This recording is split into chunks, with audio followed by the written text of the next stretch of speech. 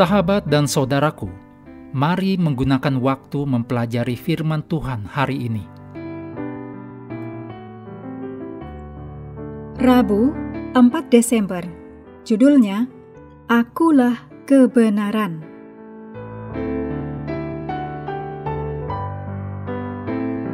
Kita mulai dengan doa singkat yang didasarkan dari 1 Yohanes 4 ayat 14.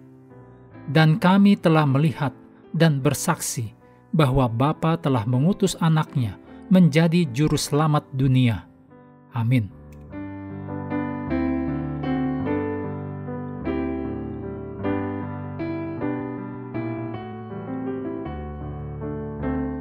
Dalam Yohanes 1 ayat 14 dan 17, Yohanes 8 ayat 32, Yohanes 14 ayat 6, dan Yohanes 15 ayat 26.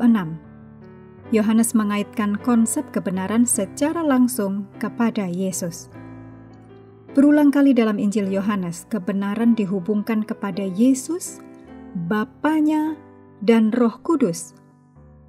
Kebenaran dihubungkan dengan Yesus, Firman atau Logos, dan dengan terang yang berlawanan dengan kegelapan. Yohanes 1 ayat 1-14, Yohanes 3 ayat 19-21. Dan juga kepalsuan dihubungkan dengan kejahatan dan dosa. Yohanes 8 ayat 44-46. Oleh karena itu, kebenaran dalam Yohanes bukan hanya soal fakta dan figur. Kebenaran memang melibatkan hal-hal seperti itu, tetapi lebih dari itu, gagasan tentang kebenaran mengandung aspek moral tentang kesetiaan kepada Allah dan kehendak-Nya.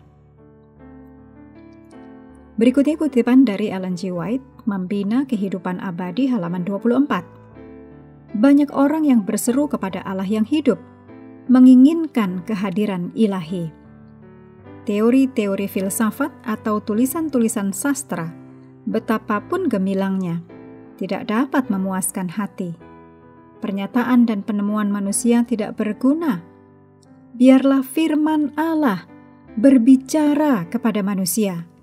Biarlah orang yang hanya mendengarkan tradisi dan teori manusia dan perkara-perkara yang hebat mau mendengar suara Yesus yang bisa memperbarui jiwa orang kepada hidup yang kekal. Pikirkan tentang apa artinya Yesus sebagai kebenaran. Yesus adalah Logos, firman yang bersama dengan Allah sejak semula dan yang adalah pencipta segala sesuatu yang telah diciptakan. Yohanes 1 ayat 1-4. Satu dengan Bapa dari kekekalan sampai kekekalan. Yesus memiliki karakteristik Bapa, dan demikian juga adalah Aku. Keberadaan Yesus tidak tunduk kepada siapapun atau apapun. Tidak ada sesuatu pun yang ada, termasuk pengetahuan, yang terpisah dari Yesus. Dan segala sesuatu yang ada, yang diciptakan hanya oleh Yesus dan hanya ada di dalam Yesus. Kolose 1 ayat 16 dan 17 menuliskan, karena oleh Dia telah diciptakan segala sesuatu yang ada di sorga dan yang ada di bumi, yang kelihatan dan yang tidak kelihatan, baik singgasana maupun kerajaan, baik pemerintah maupun penguasa. Segala sesuatu diciptakan melalui Dia dan untuk Dia, dan Ia ada sebelum segala sesuatu, dan di dalam Dia segala sesuatu ada. Yesus bukan hanya perwujudan dari kebenaran. Yesus adalah kebenaran. Kebenaran bukanlah sebuah konsep atau rancangan. Kebenaran adalah suatu pribadi. Kebenaran, yaitu Yesus Kristus, dapat diibaratkan sebagai matahari yang menerangi dunia. Yohanes 8 ayat 12. Hal ini sejalan dengan apa yang dinyatakan oleh C.S. Lewis tentang kekristenan. Ia menuliskan dalam tulisannya Is Theology Poetry yang diterbitkan pada tahun 1944, saya percaya pada kekristenan sebagaimana saya percaya bahwa matahari telah terbit, bukan hanya karena saya melihatnya, tetapi karena dengan terbitnya matahari, saya melihat segala sesuatu yang lain.